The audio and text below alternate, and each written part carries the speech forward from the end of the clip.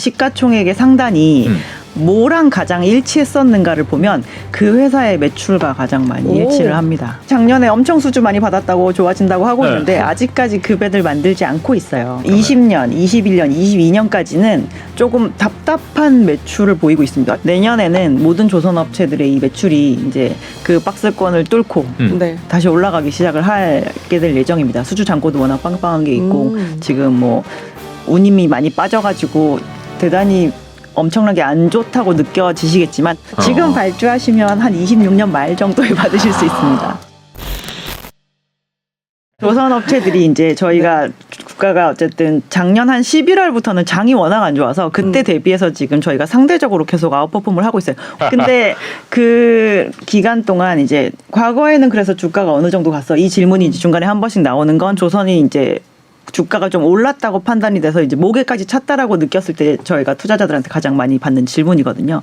그러면 길게 놓고 회사의 예전 시가총액의 상단이 뭐랑 가장 일치했었는가를 보면 그 회사의 매출과 가장 많이 일치를 합니다. 그래요. 1년 매출과 시총이 거의 비슷하다. 그러니까 어느 정도의 매출까지 갈 수 있느냐. 내가 그러면 이 정도의 밸류는 줄 수 있겠지라는 얘기를 했을 때 과거 막 10몇 년을 이렇게 통틀어 봤을 때는 그래서 실제로 이렇게 분할하기 이전 현대중공업의 뭐 시가총액 상단이 뭐 50조 그러면 그때 매출이 실제로 50조를 갔던 적이 있었고 지금은 대우조선해양이나 삼성중공업이 뭐 5조 6조 정도밖에 안 되는 매출이지만 과거에 가장 최상단은 15조였었습니다. 그렇군요. 그러면 그때 그 시총을 갔었던 적이 있었는데 네. 지금 저희가 분명히 작년에 엄청 수주 많이 받았다고 좋아진다고 하고 있는데 아직까지 그 배들 만들지 않고 있어요.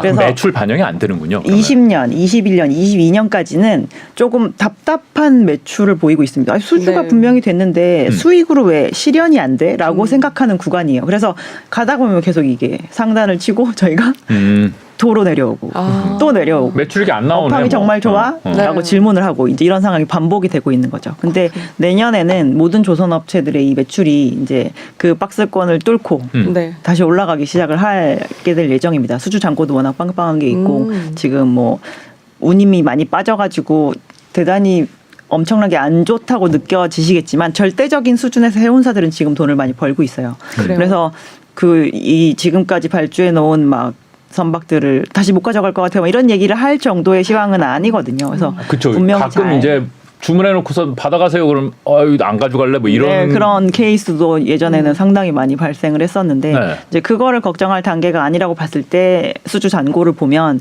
23년, 24년, 25년까지도 저희가 회사들이 일을 더 적게 할 일이 있을까라고 봤을 때 아니라는 거죠. 더 이상 주문 안 들어와도 2년 이상 더 만들어야 된다. 네.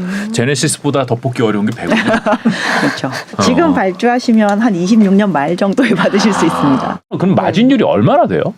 과거에 저희가 조선이 정말 좋았을 때 2007년에 이제 백값 정말 높았잖아요. 그때 받은 것으로 한 개의 회사가 가장 높은 이익을 보였을 때가 언제냐? 2010년이에요. 2010년이 이제 그때의 물량을 저희가 막 인도를 했으니까요. 그때 기준으로 현대미포조선이 16.6%의 영업이익률을 기록했던 것이 지금까지 가장 높은 영업이익률입니다. 조선 3사 중에 한화가 대우조선해양을 인수하게 됐잖아요. 이번에. 근데 사실 여기에 노조 문제도 있기는 한데 어떤 시너지가 날지가 사실 제일 궁금한 사항인 것 같아요.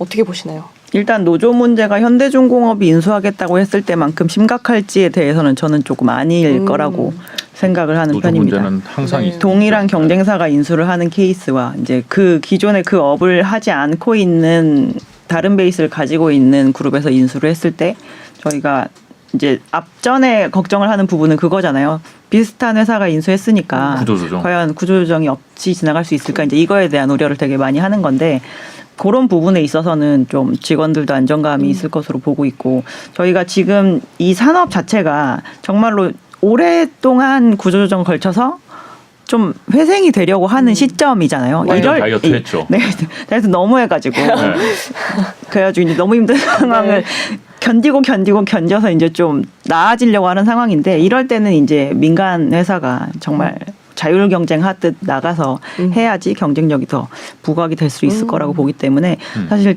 저희가 봤을 땐 노조에서 반대를 할 수 있는 명분이 예전보다는 조금 희미해지지 않았나라고 보고 투자자 있습니다. 입장에서는 현대에서 사가겠다 하는 것보다 하나에서 사가겠다는 게 그럼 또 긍정적일 수도 있겠네요. 그러니까 저는 이게 이런 매각 작업으로 인해서 회사가 계속 지속 가능하느냐가 되게 중요하잖아요. 그냥 그렇죠. 이 딱 매각하는 이 이벤트로 끝나버리면 사실 주식으로서도 되게 어떻게 보면 나중에 과연 투자하는 게 맞을까 이런 생각을 할 수가 있거든요.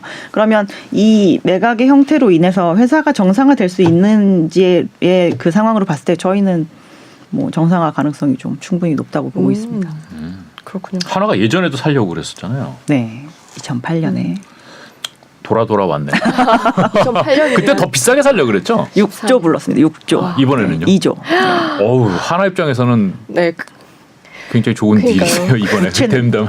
아, 부채가 늘었고. 아, 진짜 부채가 사실 이 조선업이 굉장히 몇 년 동안 힘들었던 게 수주 있었는데 이게 다 만들어 놓고 보니까 적자더라 뭐 이런 거였잖아요. 네네. 지금은 그 문제는 다 해소됐나요? 그러니까 적자더라라는 문제가 생길 수 있는 이유가 네. 조선은 건설처럼 똑같이 수주 산업이지만 저희가 도크라고 하는 거를 운영을 하잖아요. 네. 이 밑으로 이렇게 깊게 파진 그 네, 땅 네. 거기에 그 큰 고철 덩어리가 올라간다고 생각해 보세요. 얼마나 이 지방 공사가 많이 돼야 되는 땅이겠습니까? 그럼 이 도크 하나가 1년에 한 10회전 정도 해요. 네. 저 도크 하나 있어요. 그러면 저 1년에 10척 만듭니다라고 얘기를 할 수 있어요. 아. 근데 이게 계속 네. 그런 식으로. 네. 그래서 그렇게 돌아가야 되는데 그러기 위해서는 이 도크를 계속 돌리기 위한 고정적인 인력을 저희가 보유를 하고 있어야 됩니다. 그러면 가동률이 하회하면 비용은 더 많고 네. 매출은 적자죠. 충분하게 나지 않는 것이기 때문에 적자가 나는 건데 거의 8년 가까이 전 세계 조선업체들이 맘 놓고 굴릴 수 있는 정도의 매출을 일으킬 수 있게끔 주문이 안 들어온 거잖아요. 네. 도크가 놀았군요. 네, 그런 부분에 있어서 저희는 해결은 됐다라고 보고 있는 상황이고, 물론 단기적으로 뭐 요즘에 원자재 가격이 너무 오르고, 뭐 재료 가격이 너무 올라서 뭐 그것 때문에 뭐 충당금이 나왔어요, 뭐 손실이 나왔어요, 얘기 많지만 이거는 계속 줄기만 하던 사이클이 업턴할 때 나타나는 어쩔 수 없는 그런 현상이다라고. 원자재 보셔야 될 값이 것 같아요. 올라가지만은 사실은 더 중요한 게 도크가 쉬지 않고 돌아가는 건데 그 문제는 해결돼서 네, 그 앞으로는 문제는- 적자를 계속할 가능성이 그렇게 높아 보이지는 않는다. 네, 네. 올해가 마지막이다. 일부 업체들은 이번 3분기 정도부터는 흑자로 전환하는 그래요? 모습도 보일 것으로 생각하고 있습니다. 그래.